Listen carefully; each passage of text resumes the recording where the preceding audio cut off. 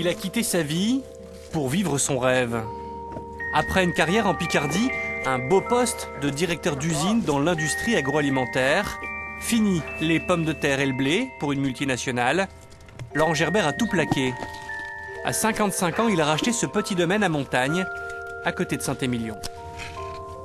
Ici, c'est quelque chose qu'on a construit nous-mêmes, qu'on a découvert, parce qu'en fait, c'est un produit qu'on a fait, mais qu'on ne savait pas ce qu'on allait faire. Et quand il est sorti, on s'est aperçu qu'il était bien. Et donc la partie de rêve est devenue réalité, et puis là, cette réalité rebondit sur d'autres rêves. On se met à rêver qu'on peut faire mieux, qu'on peut faire quelque chose de très bien. Et en même temps, on passe ce rêve à d'autres. Nous sommes à la mi-octobre, au Clos de la Barbane. Les grappes de merlot sont mûres à point, et il faut faire vite, car en quelques jours, le fruit peut pourrir.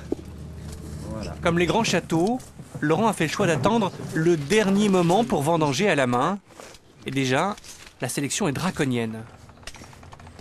On va garder que des baies saines, hein, et qui puissent nous donner un maximum d'arômes et de fruits.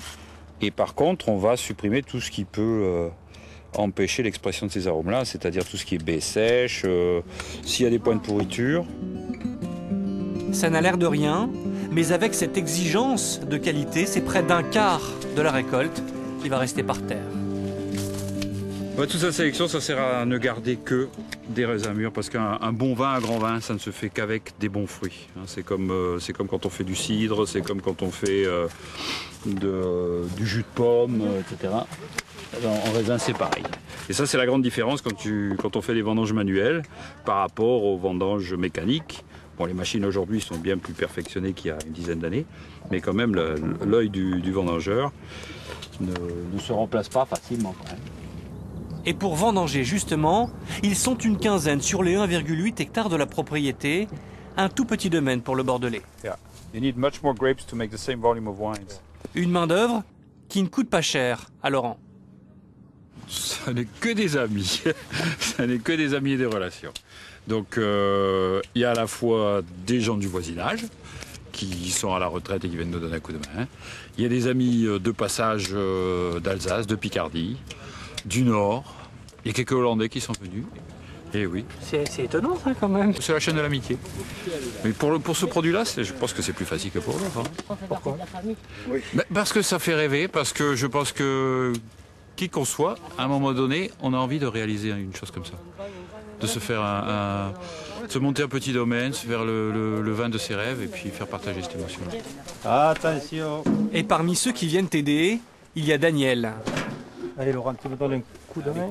Il y a 3 ans, c'est sa famille qui a vendu le Clos de la Barbane à Laurent et à sa femme. Parmi les 8 frères de Daniel, personne ne voulait reprendre le domaine. Ils ont donc été séduits par cet homme de Picardie.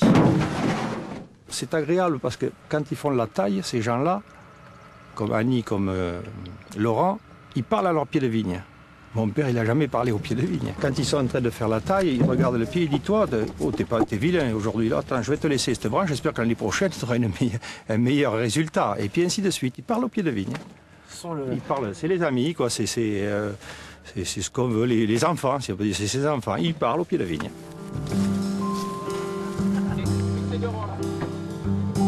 Un vin que Laurent a voulu élever près de lui.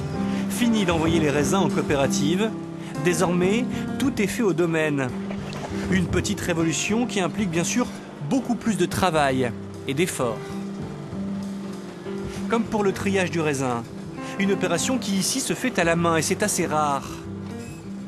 Il ne doit rester que les grains, que le fruit sans sa branche, un gage de qualité. Et pour améliorer son vin, Laurent a aussi ses petites recettes. Par exemple, juste avant de mettre en cuve, il rajoute des copeaux de chêne frais. Laurent, pourquoi tu enlèves du verre et que tu remets du bois? Bon, là, c'est les copeaux de chêne qui vont amener de la sucrosité pendant la vinification, pendant la fermentation. C'est une petite astuce, ça ou... C'est une petite astuce qui est tout à fait légale déjà et qui avait été testée il y a plusieurs années déjà par la fac de Bordeaux et qui avait prouvé l'influence bénéfique des copeaux de chêne frais à petite dose pendant la fermentation alcoolique. Car pour concevoir du vin, il faut être aussi un apprenti sorcier. Avant de se lancer dans son rêve, Laurent a donc repris le chemin de l'école, 1 an à la faculté d'œnologie de Bordeaux, pour apprendre les bons gestes et comprendre comment passer de la vigne au vin. Reste ensuite l'incertitude de la nature et de ce qu'elle vous donne. Mais la couleur, c'est normal, ça sort comme ça tout le temps? Ah non, non. Les années, je dirais, où il fait plus froid, où la météo est moins favorable que cette année-ci, je prends 2007 et 2008, qui étaient des années difficiles, eh bien le jus comme ça à pression, il était blanc. Car le vin, ce n'est pas simplement de l'alcool, c'est une matière vivante, instable, qui grandit et évolue. Laurent doit donc le surveiller à chaque étape, comme son cru 2009. C'est encore en formation, hein. C'est pas encore rond, etc. Mais les tanins du bois et les tanins du vin commencent à fusionner. Qu'est-ce qu'on ressent là au moment où on le goûte celui-là? D'abord du bonheur, parce que c'est bon. Hein. Et ensuite, de la fierté. C'est le petit moment où le rêve revient ou non? Ah oui, enfin où il est réalité, mais où il continue. Et ça recommence tous les ans, parce que tous les ans, finalement, on ne sait pas si on va réussir. Face à son domaine, il y a le village de Saint-Émilion. Une appellation prestigieuse, une marque qui garantit des ventes, mais qui a aussi des exigences. Laurent a su s'imposer dans ce petit monde qui défend son terroir. Et comme tous les vignerons, il fait examiner son vin dans un laboratoire d'analyse, taux de sucre, d'alcool, mais pas seulement. Ici, tout est scruté.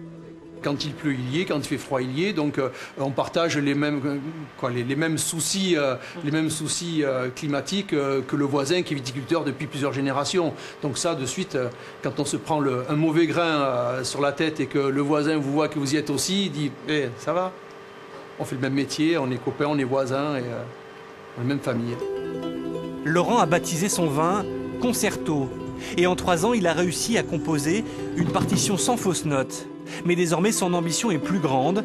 Il rêve à un destin de virtuose. Faire un grand vin, c'est quelque chose qui demande du temps, qui demande beaucoup d'expérience, qui demande beaucoup de savoir-faire, de la mémoire, etc. Alors, est-ce qu'on peut le faire vite? Je ne sais pas, on verra. On va essayer en tout cas. Le concerto de Laurent a été récompensé 2 fois, médaille d'argent puis d'or, dans un concours.